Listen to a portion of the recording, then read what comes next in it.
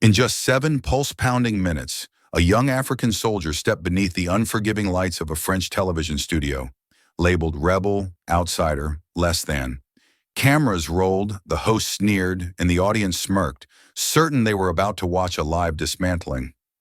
But then, a calm voice cut through the studio heat.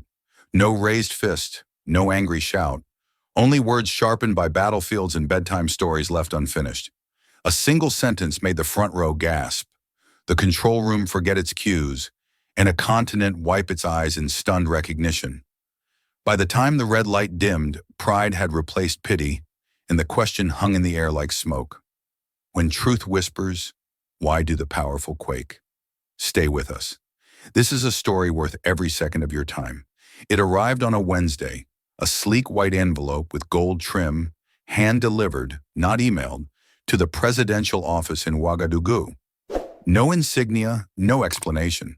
Just 4 words pressed into the paper with elegant, embossed ink. You are formally invited. Captain Ibrahim Traoré, acting president of Burkina Faso, held the letter in his hand longer than he should have. He read it twice, then flipped it over as if expecting the truth to be hiding on the back.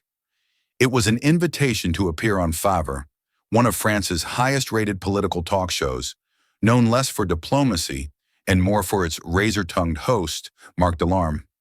He placed the envelope on his desk, next to a small frame photo of his mother and a well-worn paperback of Les Miserables. His aide raised an eyebrow. "Should we ignore it, sir?" Traoré didn't answer right away. He simply said, "Let's not give them a chance to speak about us without us." The flight. The plane left Ouagadougou just after dawn. No military escort, no media fanfare.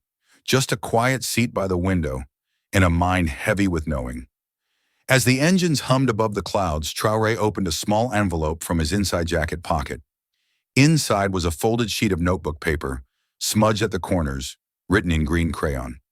"Dear President, my name is Awa. I am 9. My papa died last month when bad men came to our village. But you sent soldiers and my school did not burn. Thank you. I want to be like you, but maybe smaller. Love, Awa P.S. I drawed a lion for you." A small sketch of a lion, lopsided but proud, sat at the bottom of the letter. Traoré smiled faintly. Not the smile of a man pleased with praise, but of someone reminded quietly why he says yes to difficult invitations. The warning. The night before his flight, a confidential memo had reached his security team. Intelligence from a Paris-based journalist claimed Favre wasn't interested in an interview. It was a setup. They planned to embarrass him, it read. He will be framed as a military dictator, emotionally unstable. They want to provoke him. The memo was unsigned. His chief of staff urged him to reconsider. Why walk into a trap? Because, Traoré replied, I don't believe in walking away from fire if the people are already inside. Landing in Paris. When his plane touched down at Charles de Gaulle, there were no cameras, no dignitaries, just 2 junior diplomats who barely made eye contact. Traoré's convoy was a simple sedan, not even tinted. Outside, the Paris sky hung low, smothered in gray. Cold rain tapped against the windshield as the car moved past rows of indifferent commuters. A small group of protesters held a sign at a distance. Dictators don't deserve microphones. He noticed but didn't react. Meanwhile, in Studio 5, Marc Delarme was rehearsing his monologue. He sipped an espresso, stared into the studio mirror, and said it again.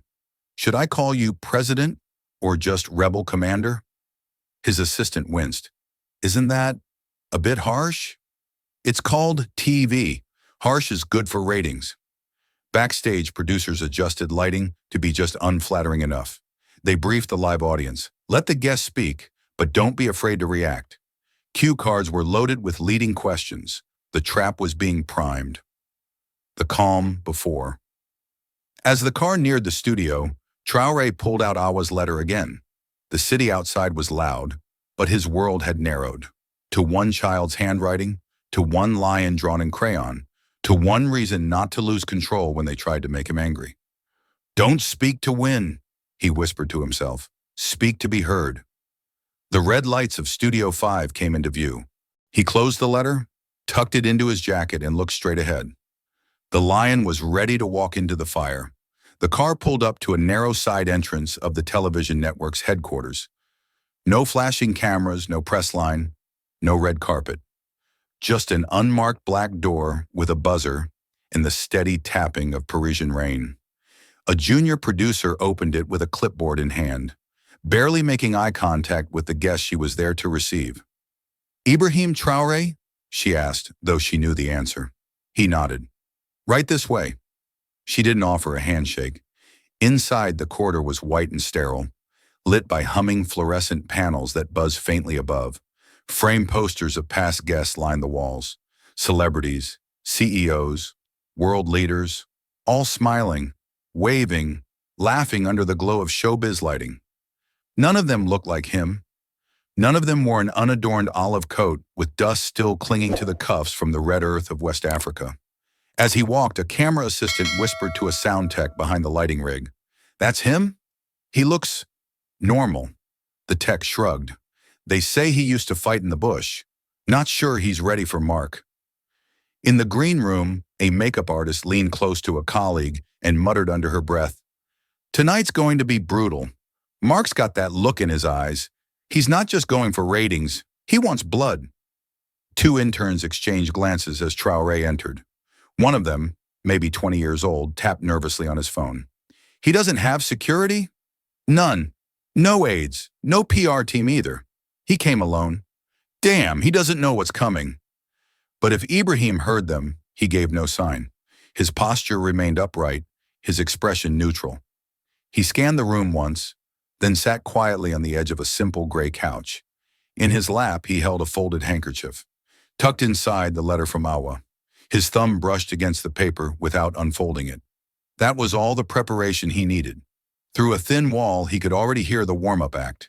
The studio band striking its last chord, the laughter from Mark's latest sarcastic monologue, and the pre-recorded applause track cued perfectly on beat. Television magic. It was all so polished, so practiced, so artificial. Backstage, the producer in charge of timing checked her clipboard and turned to her assistant. 3 minutes until the segment starts. Please brief the guest." The assistant approached hesitantly. "Mr. President, just a few quick notes before we go live. The host may challenge you directly. Don't be surprised if he asks provocative questions. It's part of the show's format." Traoré looked up, not with worry, but with something far more disarming. Calm curiosity. "Do I get to speak?" he asked simply. The assistant blinked. "Of course, sir. Just keep it tight. Time is limited." He nodded once. Then, just as she turned away, he added, "Time is always limited. That's why words should matter." Behind the scenes, Mark Delarme stood in the wings, adjusting the cuffs of his tailored jacket. He took a long sip of espresso, stared into the monitor that displayed Traoré's calm figure, waiting just off stage, and smirked. "Let's see how long that look lasts," he muttered to himself. From the control booth above, the floor director gave the signal. A red light blinked to life. The countdown began. 2. As the host strode out onto the stage to roaring applause, the studio lights blazed white. The cameras rolled. And in the wings, Ibrahim Traoré rose to his feet, stepped forward without a word, and walked into the lion's den. Not with armor, not with anger, but with the kind of quiet a room doesn't recognize, until it realizes it can't look away. The applause swelled as the theme music faded. Studio lights flared into a sharp white, casting everything in high contrast. No shadows, no refuge. Mark Delarme, polished and poised in his tailored charcoal suit, stepped into the glow with the ease of a seasoned performer. His teeth gleamed under the lights as he faced the audience and delivered his opening line with a slow, deliberate tone, dripping with performative charm. "Tonight, ladies and gentlemen," he began, "we welcome a man who has made headlines across Africa, sparked controversy across Europe, and, depending on who you ask, is either a revolutionary or a rebel." Polite laughter, a few uneasy coughs. The live audience wasn't quite sure which direction he was steering, but they leaned in anyway. "And now," he said, turning toward the entrance, "let us meet the man himself." A spotlight tracked to the left of the stage. From the shadows emerged Ibrahim Traoré. He walked calmly, unhurried, as if the stage were just another dirt road in his homeland, his boots kicking up no dust, his eyes revealing no concern, no medals on his chest, no notes in his hand, just the lion's letter folded in his pocket, and that still, unshakable posture that seemed to quiet the very floor beneath him. As he approached his seat, Mark extended a hand, more for show than sincerity. Ibrahim accepted it briefly, his grip firm but without emphasis. No smile, no nod, just a glance, sharp and measured, that made the cameras pull in just a little closer. They both sat. The tension sat with them. Then came the first blow. "So," Mark began, leaning forward with a theatrical pause, "should I call you President Traoré or just Rebel Commander?" The studio inhaled as one. Somewhere backstage, a production assistant dropped a clipboard. Traoré's expression didn't flicker. No frown, no twitch. He simply looked at Mark, long enough for the silence to stretch, to simmer, to expose the weight behind the insult. His stare wasn't hostile, but it wasn't passive either. It was the kind of gaze that didn't need to raise its voice because it knew eventually the other person would shrink under it. Mark, expecting an immediate rebuttal, or at least a flash of defensiveness, fidgeted slightly just once, a barely perceptible shift in posture. It didn't go unnoticed. The cameras zoomed in, instinctively hungry for a reaction. But there was none. Traoré turned his head slowly, not toward the host, but toward the audience. He didn't speak, just looked.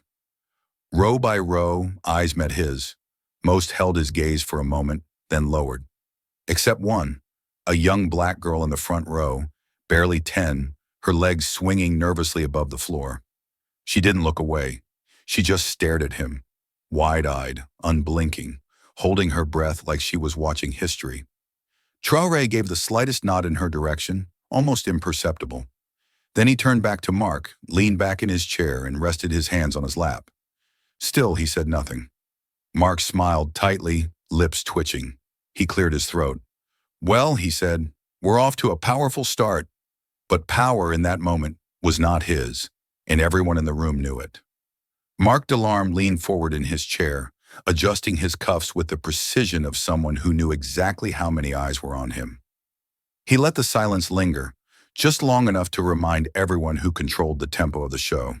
The cameras obeyed, angling ever so slightly to catch the subtle smugness in his smirk. "Well, since we're warming up," he said, tone smooth but laced with coldness, "let's address the elephant in the room. You were never elected, were you?" Traoré didn't flinch. Mark continued, voice gaining momentum.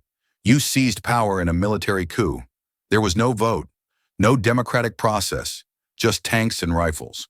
And yet here you are, sitting across from me in a Parisian studio, wearing a suit, speaking of leadership as if it were gifted rather than taken." He turned to the camera. "Ladies and gentlemen, is this what leadership looks like now?" A few awkward chuckles came from the audience. They weren't sure if they were supposed to laugh, or think, or wait for something bigger. But Mark didn't give them time to figure it out. "You speak of protecting people," he said, eyes narrowing. "But let me ask you this. What qualifies you to lead a nation? You have no foreign policy background, no economic degree, no parliamentary experience.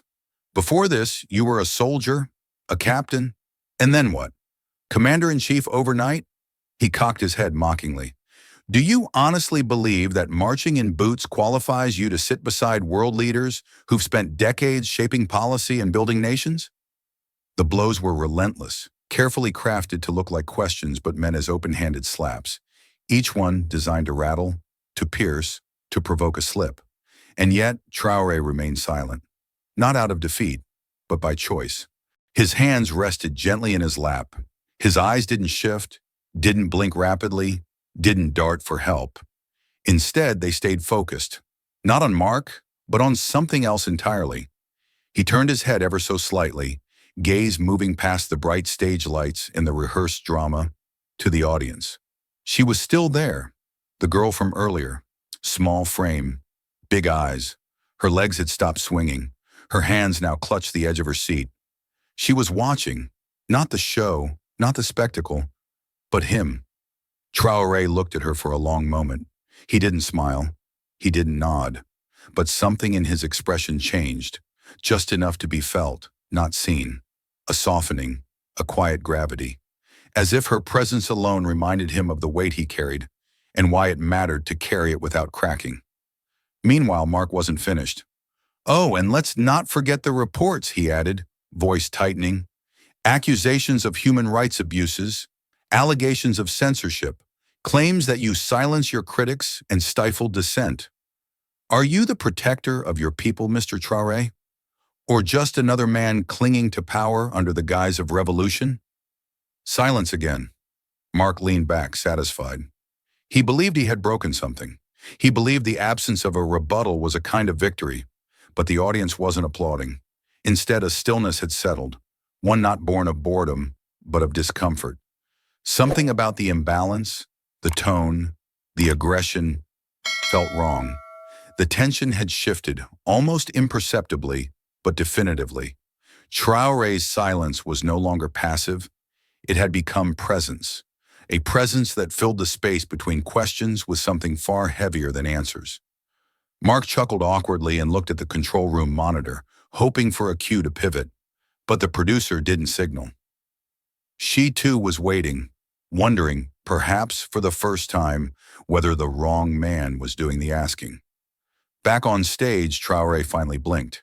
He turned back to face Mark, slowly, not to argue, but simply to speak, and when he did, his voice was calm, measured, heavy with something the room hadn't expected, but that moment belonged to the next chapter. There was a stillness in the room, not the kind that comes before applause, but the kind that settles just after something has cracked. Mark Delarme had finished his volley of accusations and was now perched back in his chair, hands folded, gaze fixed expectantly on the man across from him. The pause dragged on just long enough for tension to twist into awkwardness. Somewhere in the back of the audience, a cough broke the silence, then vanished. And then, for the first time since the cameras began rolling, Ibrahim Traoré spoke.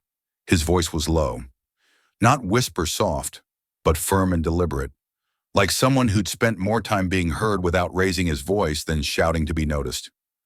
"In my country," he began, his eyes fixed not on Mark, but ahead, as if addressing something larger than the room itself. "We don't measure a man by how many medals shine on his chest, but by how many children sleep safely because of him." The words fell into the silence like iron into still water. The studio didn't react, not at first. It was as though the air itself needed a few seconds to understand what had just been said. There were no sound effects, no camera shifts, no music stings to punctuate the moment, just the breathless awareness that something had shifted. Mark blinked. The audience, now visibly stirred, leaned forward as if pulled by invisible thread. One woman clasped her hands tightly in her lap. A man near the center rubbed his temple and stared straight ahead. Ibrahim continued, voice steady, each word weighted not with emotion, but with lived experience. "You speak of qualifications as if they come from titles printed on certificates. But I have walked villages where no child knew what safety meant until we stood between them and death. I have seen fathers bury sons beside burned-out schools and mothers collapse beside dry wells. And I have stood there, not as a symbol, not as a politician, but as a man who could not, in good conscience, walk away." Mark opened his mouth to interject, but no sound came. He hesitated. The teleprompter blinked, waiting. But the show was no longer following a script. Traoré finally turned his gaze toward him, calm and direct. "You ask if I belong beside world leaders. I ask you, do they belong beside their people?" The words weren't loud, but they rang, clear, unapologetic, and devastating in their simplicity. Behind the scenes, a production assistant looked over at the director. "He flipped it," she whispered. The director didn't reply. His eyes were fixed on the monitor, where a man without bravado had just turned a stage built for confrontation into a courtroom for truth. Mark shifted in his seat. His smile had vanished. What was left was an expression that teetered between confusion and unease, like a magician who had just realized the rabbit was missing from the hat. The audience remained silent, But it was no longer the silence of tension. It was the silence that comes after hearing something that can't be unheard. Ibrahim Traoré sat back, not victorious, not smug, but still, rooted, as if his words weren't a defense, but a reminder, to himself and to anyone listening, that dignity does not need to raise its voice to be felt. And in that moment, even the cameras seemed unsure where to look, because the center of the room was no longer the host, nor the stage. It was him. For a moment, no one dared to breathe. Mark Delarme had fallen silent, his smirk replaced by a thin, unreadable line. Across from him, Ibrahim Traoré sat composed, shoulders square, gaze steady, and then, slowly, deliberately, he reached into the inner pocket of his modest jacket and pulled out a small folded piece of paper. It was creased at the corners, slightly worn, the kind of paper that had been opened and closed too many times to count. Without a word, he unfolded it carefully, smoothing the edges with his fingers, like one might handle something sacred. "This," he said, holding it gently between his hands, "is a letter from a girl named Awa. She is 9 years old. Her village, Kaya, was attacked by armed men last month. They killed her father." He paused, not for effect, not for dramatics, but because something tightened in his throat. Not emotion-seeking applause, but a memory too heavy to pass through easily. "She lost everything that day," he continued, voice quieter now. "But instead of sending a letter filled with hate or fear, she sent me this." He looked down and began to read. "Dear President, my name is Awa. I am 9. My papa died when the bad men came to our village. But they didn't burn our school. You sent people. We are still learning. I want to be like you, but maybe smaller. Love, Awa." He held the letter for a moment longer, letting the silence absorb her words. "She drew a lion at the bottom," he added, turning the page for the audience to see. "It's crooked, but it's brave." No one moved. Even the studio lights seemed dimmer, as if they too were holding their breath. A camera tilted slightly to catch a closer angle. The operator's hands trembled, just a little, enough to make the image flicker for a second, enough to break the illusion of polished television and reveal what this moment truly was: raw, unfiltered humanity. In the control room, the technical director sat frozen. One of the assistants wiped a tear before it could reach her collar. A senior producer, known for never showing emotion on live sets, turned away from the monitor. On stage, Mark looked down at his notes, but the pages no longer made sense. Nothing he had prepared, no statistic, no soundbite, no clever transition could follow that. Traoré didn't look at him. He didn't need to. His attention remained on the letter, still open in his lap, his thumb tracing the edge of Awa's lion, as if grounding himself in her courage. "I carry this," he said, voice steady again. "Not because it flatters me, but because it reminds me that our children still believe, and that if we forget them, even for a second, we lose everything." He folded the letter once more, with the same care he had unfolded it. Then he placed it back inside his jacket, close to his heart. There was no applause. There didn't need to be. The silence was louder than any cheer could have been. The silence after Ibrahim Traoré folded Awa's letter felt like the closing of a sacred text. No one in the studio dared to speak. Even the usual hum of distant equipment, the shifting of cameras, the subtle coughs and whispers, all of it had vanished into a collective stillness that hung heavy in the air. Mark Delarme sat opposite him, visibly unsettled, blinking slowly, as if trying to recalibrate his place in a scene he no longer controlled. He cleared his throat, shuffled his cue cards in a vain attempt to reclaim the tempo. "That was very moving," he said, voice tight, lips pressed into something that tried to resemble a smile. "But again, poetry doesn't protect borders. Emotion isn't policy. Perhaps we—" A voice interrupted him, but not from across the table. It came from the audience. A woman standing halfway up the left aisle had risen to her feet. She was perhaps in her mid-60s, dressed modestly in a long gray coat, a colorful head wrap crowning her head like a quiet flame. Her skin was dark, her back straight, her voice trembling, not with fear, but with something deeper: anger, truth. You don't know what courage is, she said, eyes locked not on Mark, but on Traoré. But I see it in him. The audience turned toward her, stunned not by her presence, but by the weight in her words. She took a breath as if unsealing something long held in her chest. My father, she continued, voice gaining strength, used to tell me about men who stood for something greater than themselves, who didn't speak just to be heard, but who spoke when no one else dared.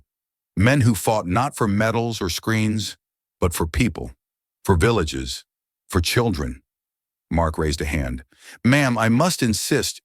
But she didn't stop. No, she said louder now. You don't get to cut this, not tonight. You sit there mocking a man who has walked through fire for his people. You ask about qualifications? Have you ever held a dying child in your arms? Have you ever stood between bullets in a school? You talk about foreign policy.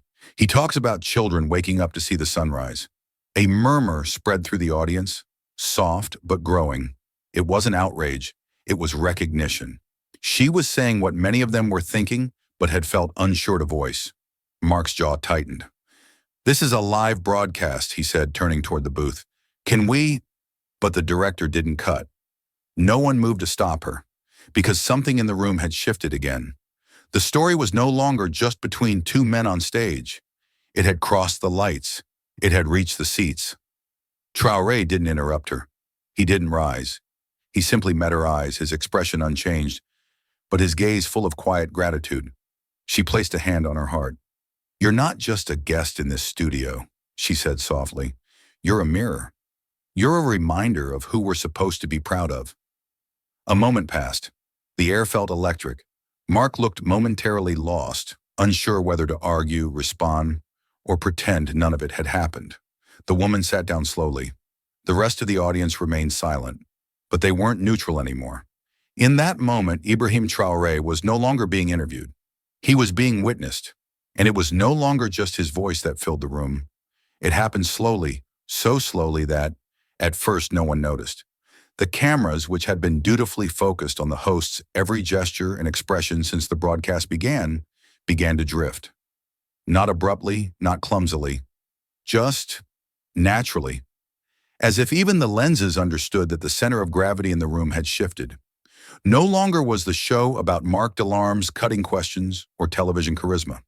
The story was now living in the eyes of the people, those seated in rows of muted red velvet, once passive, now ignited by something raw and unspoken.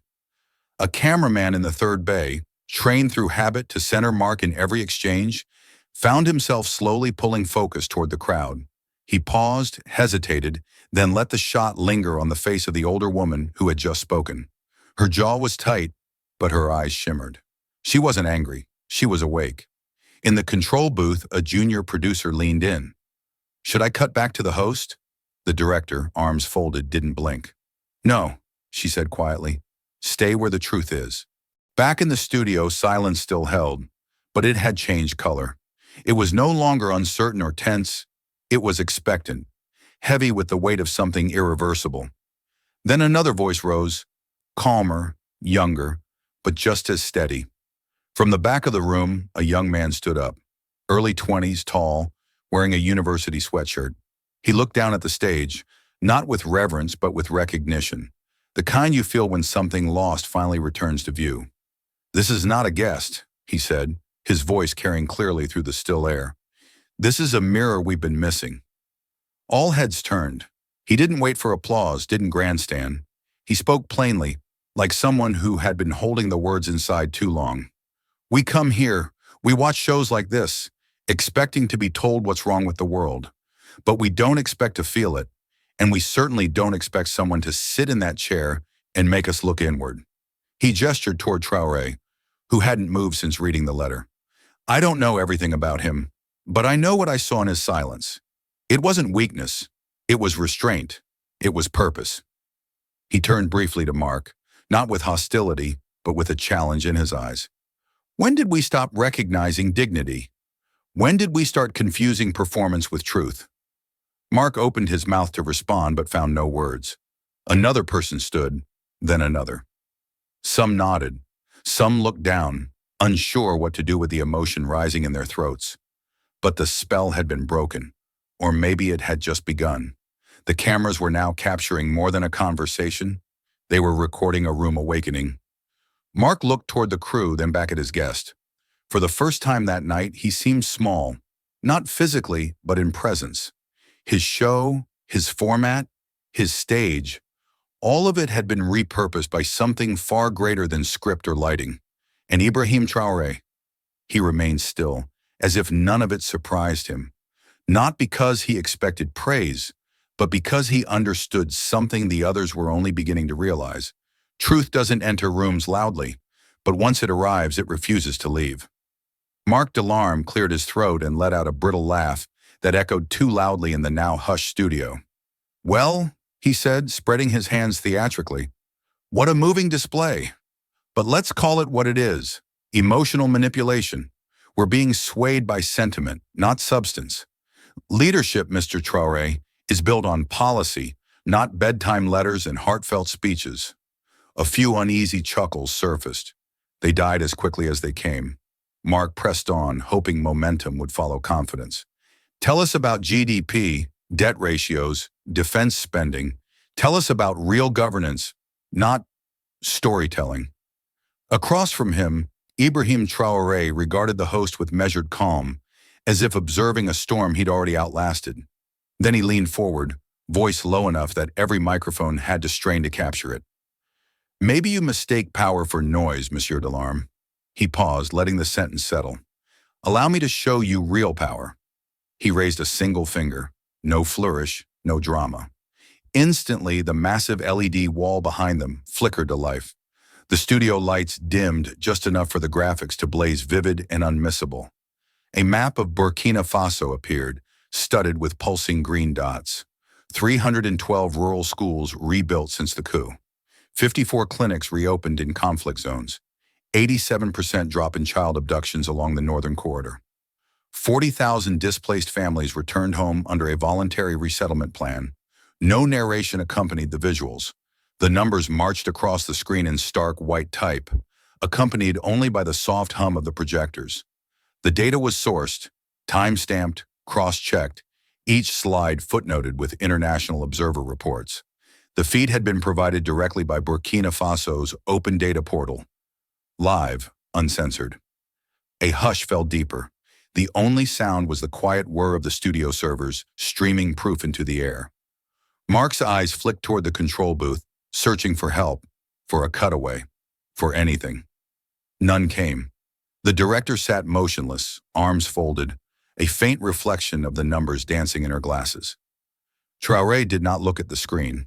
He kept his gaze on the host. "These are not stories," he said, voice even. "They are classrooms with roofs, mothers with medicine, children who sleep without hearing gunfire. They don't know my speeches. They know their own beds." A new slide appeared. Real-time drone footage of engineers repairing a destroyed bridge in the Sahel. Workers in faded overalls waved at the camera, unaware they were live on French television. Another slide, warehouse inventories, sacks of grain, crates of vaccines, rolling out on trucks under military escort. "No applause needed," Traoré added softly. "Statistics will do." The audience exhaled, a single collective breath they hadn't realized they were holding. What had begun as a talk show spectacle had transformed into an unintended audit, the bright studio stage repurposed into a witness stand for facts. Mark shifted again, searching for a lever. "Figures can be cherry-picked," he said, but his voice lacked the edge from earlier. "True," Traoré conceded, tilting his head. "So we publish them all, good and bad, every week. Transparency is louder than any slogan." Another graphic, a column of numbers showing declining infant mortality juxtaposed with rising female school enrollment. Green bars inching upward month by month. A footnote cited UNICEF. The host's cue cards now looked absurdly small in his manicured hands. He glanced down at them one last time, then set them aside. In the seats, the young student who had spoken earlier whispered, "This is what evidence looks like." The older woman beside him nodded, tears reflecting the data's glow. On stage, Traoré folded his hands. "You asked for policy," he said. "Policy is people. If the people thrive, the numbers follow. And numbers, unlike talk shows, do not lie. For the first time all night, Mark had nothing to say. The only sound was the steady roll of statistics continuing to paint the screen. Quiet, relentless, undeniable. It began with a clip. 58 seconds long, shaky and slightly off-center, recorded not by the official broadcast cameras, but by a backstage assistant on her phone. In the video, the studio lights seem to burn less brightly than the moment itself. It captures the exact instant the older woman in the audience rises to her feet, voice quivering, eyes wet, and says what no one else had dared. "You're not just a guest, you're hope."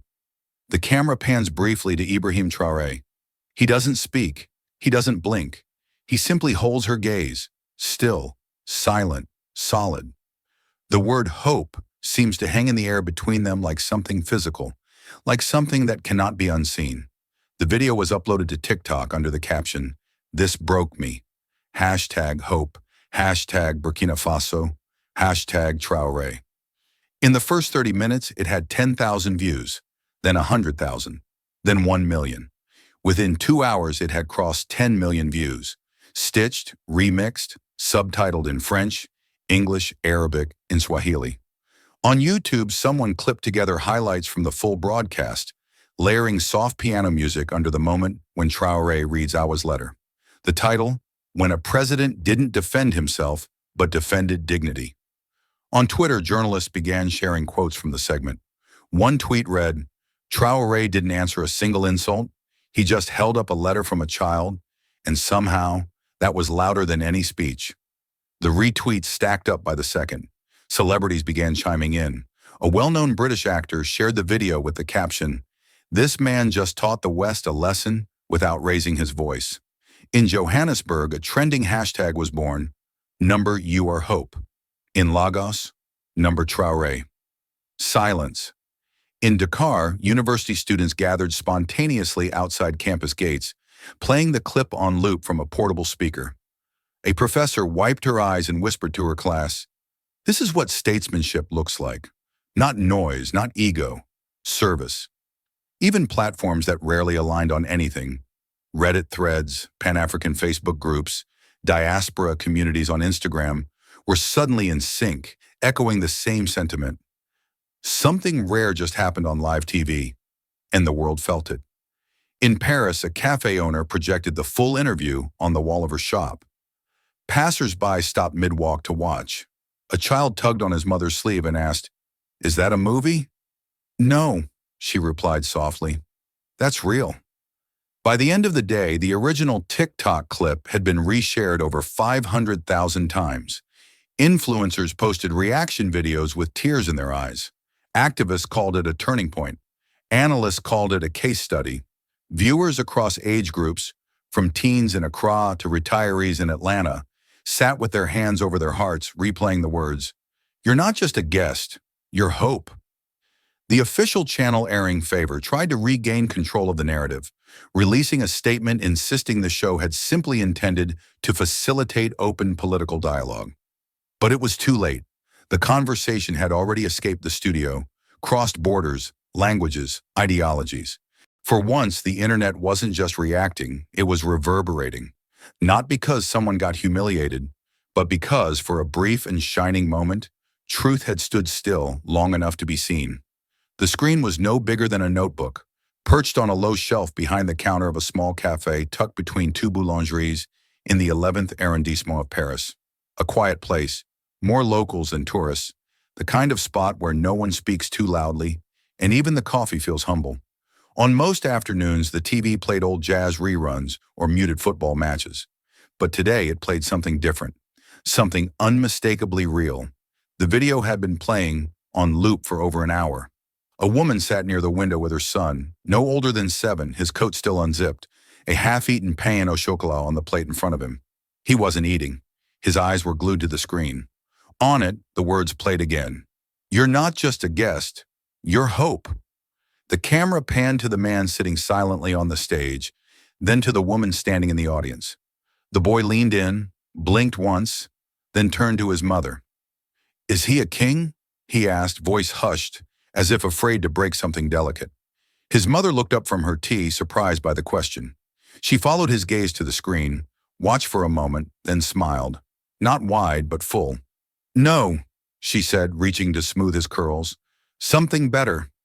He serves. A few tables away, an older man folded his newspaper. "Enfin," he muttered. "Quelqu'un qui ne parle pas pour lui-même." Finally, someone who doesn't speak for himself. Across the room, a young barista held his phone low under the counter, watching the full clip with earbuds half hidden. His manager didn't mind. No one did. Because for the first time in a long while, the world wasn't watching something for scandal, but for something that restored something they'd forgotten. Decency. Thousands of miles away, the sun over Ouagadougou baked the pavement with a dry, relentless heat. But it didn't stop them.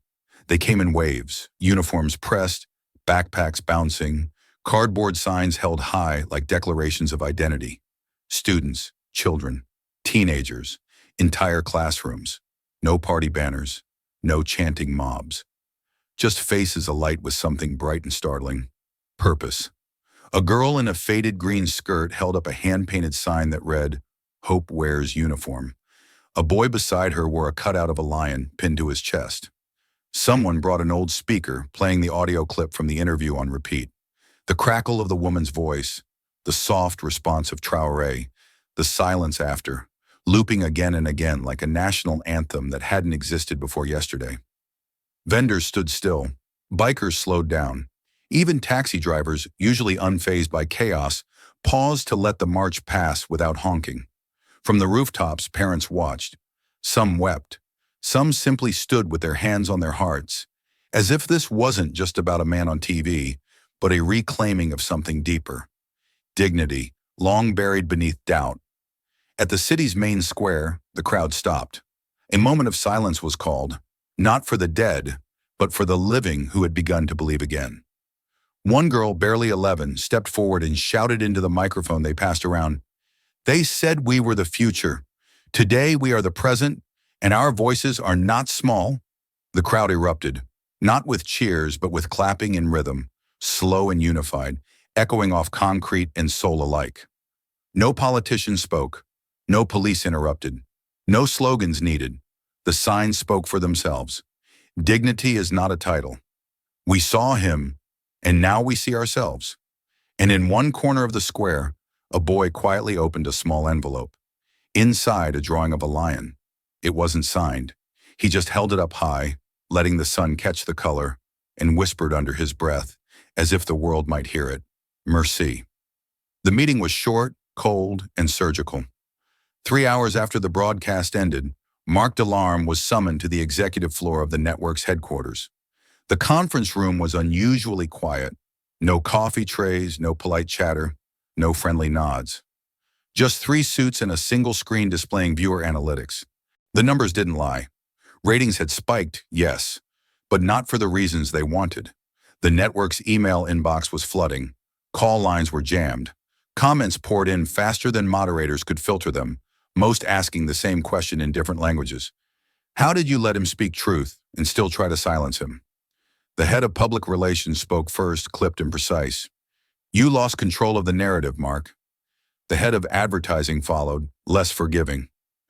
2 major sponsors are threatening to pull. One said they don't support humiliation masked as journalism. Mark opened his mouth, tried to explain, something about intention, format, framing, but the words tangled before they formed. For the first time in years, the man known for never stuttering had nothing coherent to offer. You didn't lose the debate, the director of programming added. You lost the room. No one raised their voice. They didn't need to. By the time Mark stepped into the elevator, he was holding his jacket over one arm, his phone buzzing with unread messages. Some support, most criticism, one from his agent. Call me. This is everywhere. He didn't call. He didn't reply. He went home. The apartment was too quiet. Normally, he liked that. Tonight, it unnerved him. He poured himself a drink with shaking hands, sat on the edge of his leather sofa, and did the one thing he hadn't done since the taping. He watched the show. From the beginning. All of it. At first, he looked for flaws in others, editing decisions, camera angles, audience reactions. Then slowly, His gaze shifted inward. He saw it, not just the missteps, the arrogance, the smirk, the forced laughter, the moment he called a letter from a murdered father's child, emotional manipulation. The slight recoil when the audience started clapping, not for him, but for the man sitting silently across from him. And then that moment, that terrible, beautiful moment when he said, "Maybe you mistake power for noise." Mark paused the video, stared at his own frozen image on the screen. For years, he'd prided himself on asking hard questions, on exposing weakness, on never flinching in the face of controversy. But now, watching himself, he didn't see courage. He saw a man who had confused provocation with truth, who had never really listened, not to the woman in the audience, not to the young student, not to Traoré, not to anyone. He sat there for a long time, eyes on the paused frame, the apartment dark except for the glow of the screen. And for the first time in his entire career, Mark Delarme, anchor, interviewer, public intellectual, was truly silent. Not because he had lost, but because, somewhere deep inside, he finally understood why. The email came just before midnight. It was short, polite, desperate beneath the surface. "We would be honored to invite President Ibrahim Traoré for a full, uninterrupted interview. This time, the entire hour is his. No crossfire, no moderation, just his voice. Please advise availability." Signed, the Favor Team. The same production house that, 48 hours earlier, had armed their stage with barbed questions and subtle humiliation, now extended olive branches with trembling hands. But Traoré didn't respond. Not that night. Not the next morning either. His staff, watching the world spin faster by the hour, asked him gently during a breakfast meeting in a sunlit room at the embassy in Paris, "Sir, will you return? The world is still watching." He stirred his tea but said nothing. Outside the window, Paris traffic moved on, oblivious. Horns, shouts.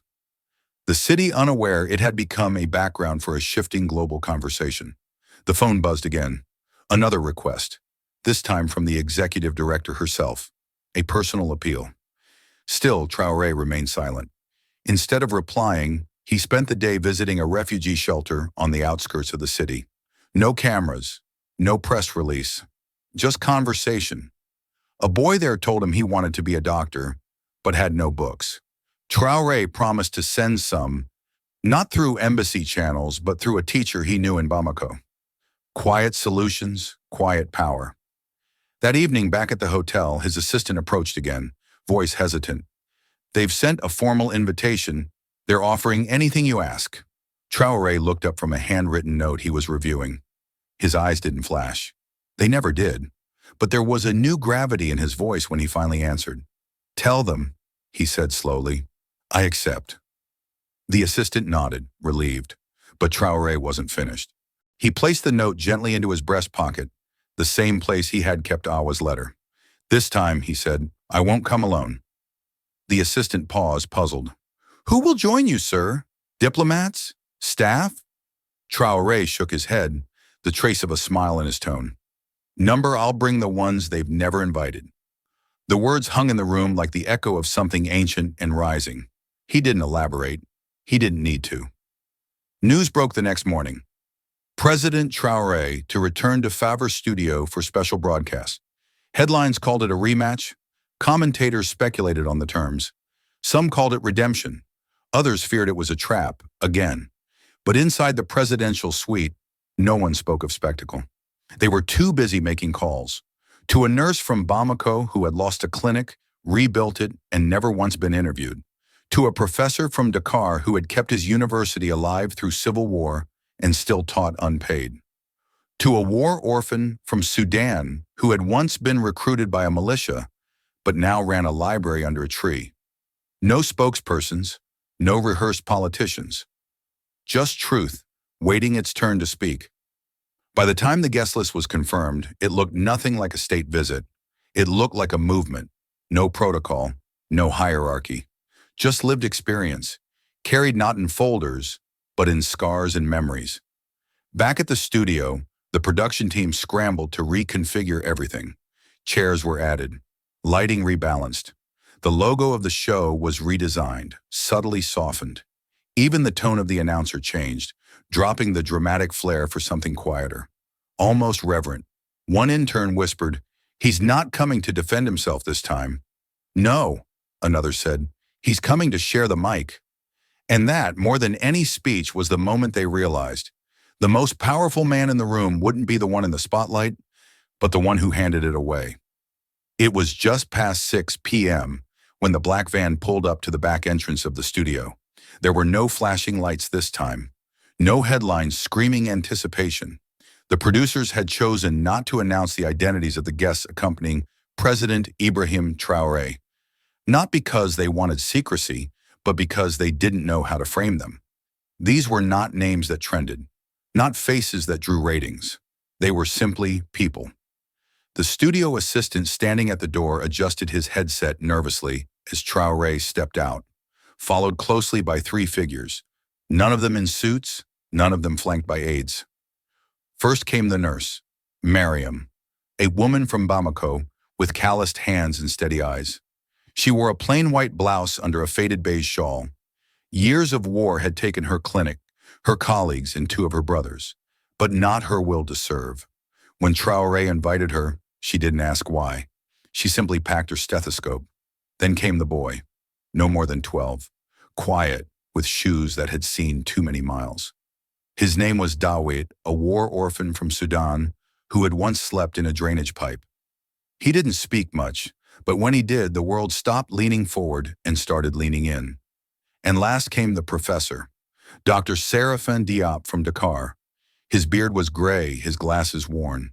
He carried no documents, only a folded photo of his final class before funding cuts closed half his university. A man who had once lectured in Geneva, but chose instead to stay and teach by lantern light when electricity failed. They walked behind Traoré, not in formation, but in quiet unity. Not a delegation, a truth. Inside, the production team had cleared the main stage, replacing the usual 2-person setup with a semicircle of chairs. The lighting had been softened. The logo of favor still hovered on the wall, but it felt smaller now, as if it had been demoted by the gravity of what was about to happen. Marc Delarme stood waiting by his cue card stand, posture rigid. His expression was unreadable. Not disdain, not regret, but something in between. A man still trying to find the ground beneath a conversation he no longer controlled. As Traoré approached, Marc extended his hand. Traoré shook it, firmly, respectfully. "Thank you for inviting us," he said. United States, a word that echoed louder than any title. Marc nodded stiffly and motioned to the chairs. No one rushed. Each person took their place without fanfare. No entourage. No introductions. In the control room, the lead producer leaned toward her mic. "Cut the pre-show. We go live. No delay." A floor manager whispered, "Are we letting them speak first?" The director answered without hesitation, "We're not letting anything. We're listening." And so the broadcast began. No opening theme, no applause. Just a room filled with strangers who had carried too much pain, waited too long, and who had finally been brought, not as guests of the spotlight, but as keepers of truth. No one watching from home knew their names yet, but they would. The studio was so quiet you could hear the soft buzz of the overhead lights. No dramatic music, no rolling questions, just people, seated in a semicircle, their backs straight, their faces calm, not because they were trained speakers, but because they had already lived what others only debated. Mariam, the nurse from Bamako, was the first to speak. She didn't wait for a prompt. She simply reached into the cloth bag beside her and pulled out a photo. Creased, curled at the edges, but sharp enough to be unmistakable. "This," she said, holding the image up for the camera, "is what was left of our hospital." The screen behind her lit up, showing the blown-out shell of a building. Charred walls, beds melted into the floor, a faded red cross barely visible above the collapsed roof. "They came at night, took everything. Medicines, equipment, left behind bodies. I lost 6 patients that night, not because they were beyond saving, but because there was nothing left to save them with." She paused. Her voice did not tremble. It carried the calm of someone who had cried all her tears already. The next morning I received a call from this man. She turned to Traoré, then back to the audience. No press release, no cameras, just one question. What do you need first? She reached into her bag again and pulled out a second photo. This time, crates of supplies, boxes of gloves, clean blankets, stacks of IV fluid. He sent what we needed within 48 hours, not with speeches, with action. The camera cut to marked alarm. He didn't blink. He didn't move. He just watched, lips pressed in a line, as the nurse placed the photos gently on the table in front of her. Truth laid bare. Then came Dr. Diop. The professor didn't use visuals. He didn't need to. My university was on the verge of collapse, he began. Decades of underfunding, professors unpaid, students walking 5 kilometers for electricity just to study. He looked straight into the lens. I asked for help, not from donors, not from international boards, from someone who understood that education isn't an accessory, it is defense. He turned to Traoré, nodded once, then continued. Captain Traoré redirected his personal salary for an entire semester to keep our university's doors open. No camera crews, no interviews, just a handwritten note. Keep the lights on. There were no cheers, no gasps, just stunned quiet, a kind of reverence only truth can command. Then finally it was the boy's turn. Dowett stood slowly. His voice was soft, his French uneven, but every word landed like a bell in fog. I live in camp, he said, eyes fixed on the floor. No papa, no mama. One day he come. He gestured toward Traoré without looking up. No car, no camera, just him. He reached into his small backpack and pulled out a book, its cover worn, corners torn, pages smudged with fingerprints. He give me this, he whispered. Said, don't be soldier, be builder. He held the book above his head with both hands, like it was holy. He give me shoes, and dream. The room broke, not into noise, but into stillness so deep it felt like the air itself bowed. And for the first time in the show's history, the host had no closing remarks. Because truth had spoken, and truth does not need a microphone to be heard. It had been nearly 30 minutes since the second interview began, yet not a single question had come from the host chair. Marc Delarme had sat silent, folding and refolding the same cue card, eyes shifting from one speaker to the next. But it was no longer his show. That much was obvious. They weren't just telling stories. They were rewriting the atmosphere. With every word from the nurse, the professor, and the boy, the audience leaned closer. Something was shifting, not just on camera, but in the hearts of those watching. The control room was still. Comments online were flooding in.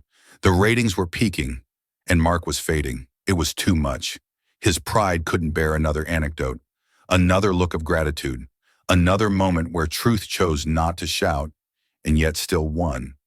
And so, as the boy gently closed his worn book and sat down, the silence that followed was too loud for Mark to tolerate. He snapped. His hand came down hard on the table, a flat, echoing slap that sent a microphone humming and made several people flinch. Enough, he barked, standing. His voice cracked, not from strength, but from something splintering underneath. This has gone far enough, he said, eyes flickering across the panel. Then to the audience. What is this? A sermon? A therapy session? He turned toward Traoré, voice rising. This is not a church. It's politics. No one responded. The only movement came from a stagehand who glanced nervously toward the control booth.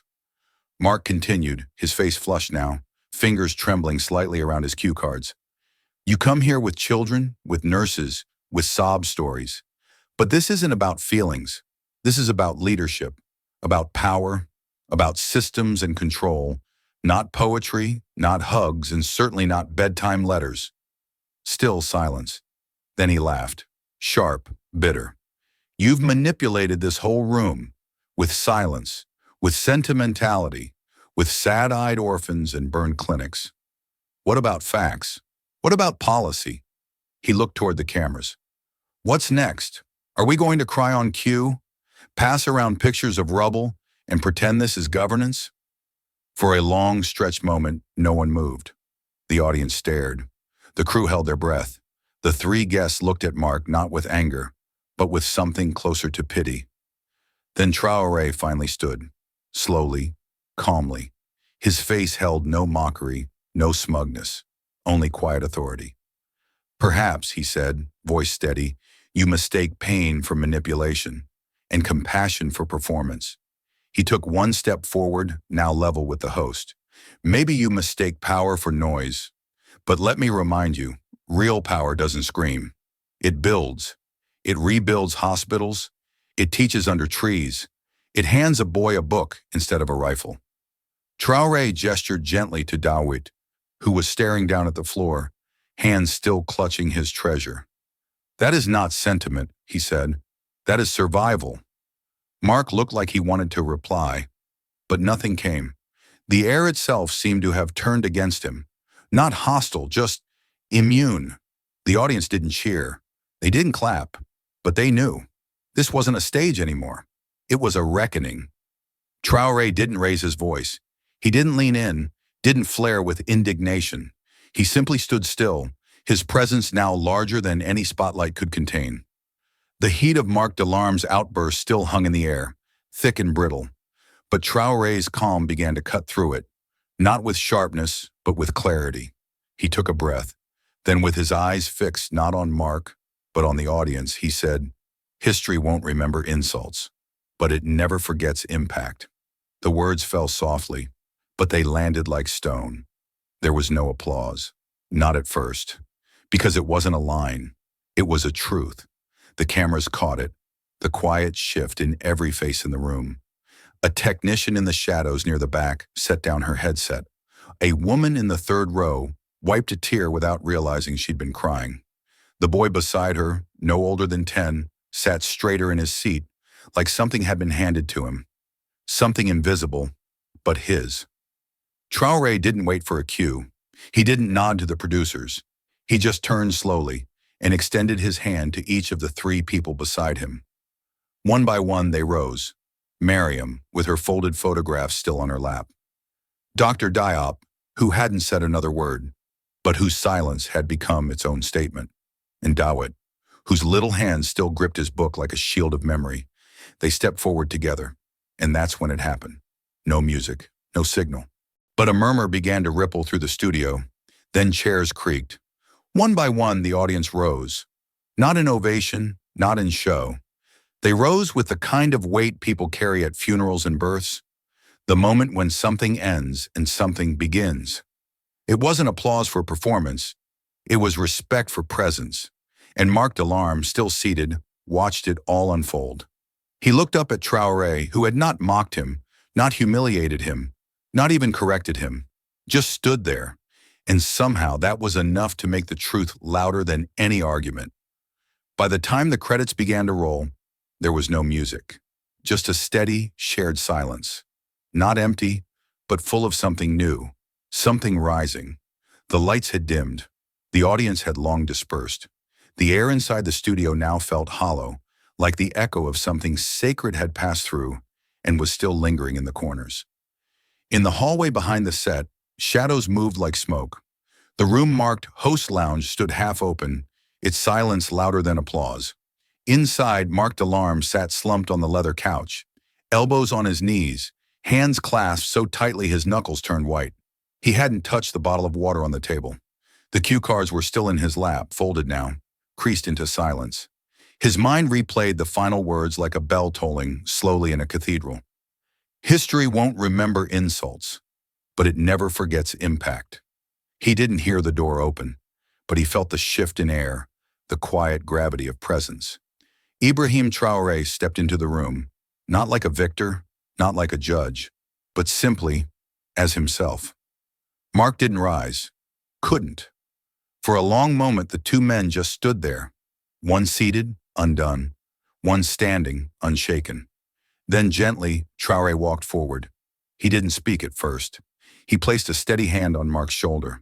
And only then, in a voice so calm it felt almost ancient, he said, "The world doesn't need more loud men. It needs brave ones." Mark's lips parted, but no words came. Only a quiet exhale, not of defeat, but of release. Traoré didn't linger. He didn't wait for acknowledgement. He simply turned and walked out, leaving behind no lecture, no warning, just a sentence, one that would echo in that room long after the lights went out. The clip had played in Accra's cafes, on outdoor projectors in Bamako's dusty alleys, and on tiny phone screens shared in whispers under dormitory bunks in Dakar.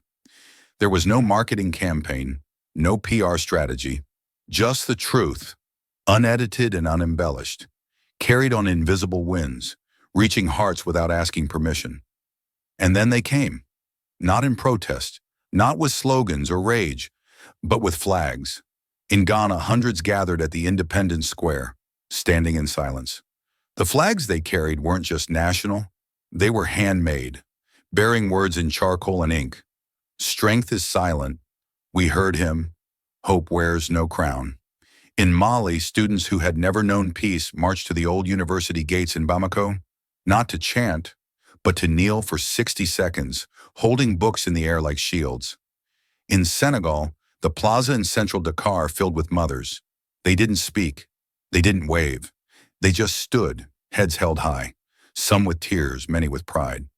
Their children stood beside them, repeating softly what they had memorized from the broadcast. Real power doesn't scream, it builds. In marketplaces, bus terminals, and remote villages where electricity flickered like breath, people replayed that interview, not because it entertained, but because it affirmed. It reminded them that they had not been invisible after all. Some wrote quotes from Traoré in chalk on crumbling school walls. Some carved his words into wood, and some who could not read or write simply touched their chest when his name was mentioned. He hadn't promised miracles.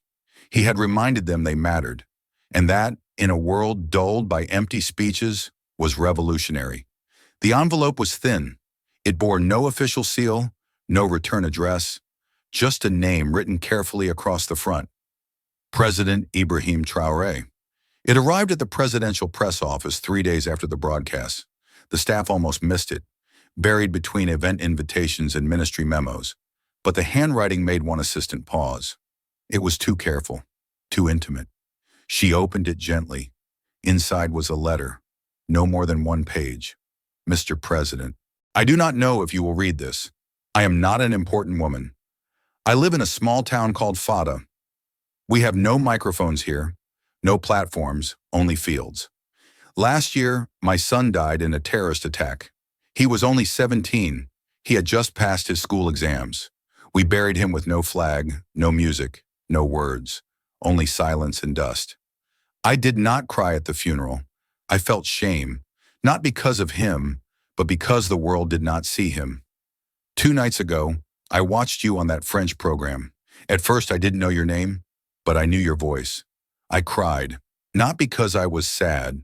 I cried because, for the first time in a long time, I felt seen. Thank you for making me proud again. A mother from the land you serve. When the letter was handed to Traoré, he was between meetings. He stopped reading halfway through. He folded it once, carefully, then again, and placed it beside Awa's letter.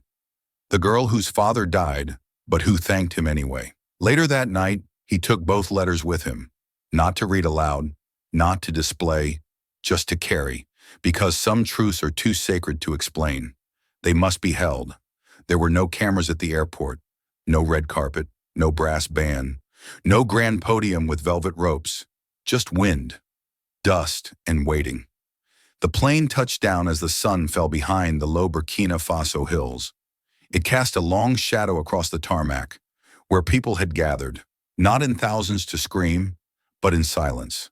Fathers stood with children, elders stood with canes, teenagers with cardboard signs pressed to their chests, but none made a sound.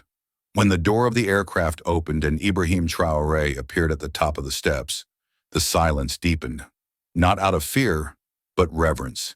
He descended slowly, 1 step, then another, and then, almost in perfect choreography, every hand across the crowd rose to the heart, palm open, flat against the chest.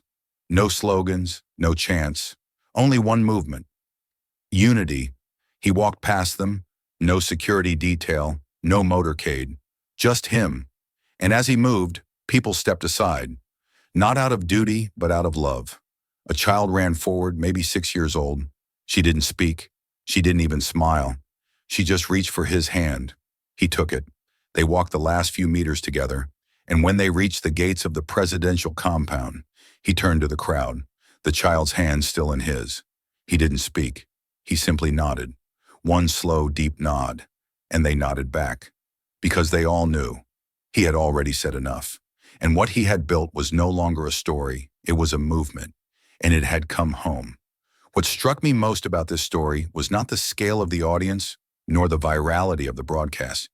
It was the stillness, the dignity, the way a man, armed not with wealth or Western approval, but with conviction and humility, stood unshaken before cynicism, and won without ever raising his voice. Ibrahim Traoré didn't try to dominate the room. He didn't play politics or seek applause.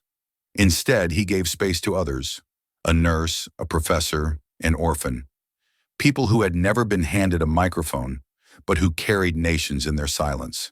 That, to me, is leadership.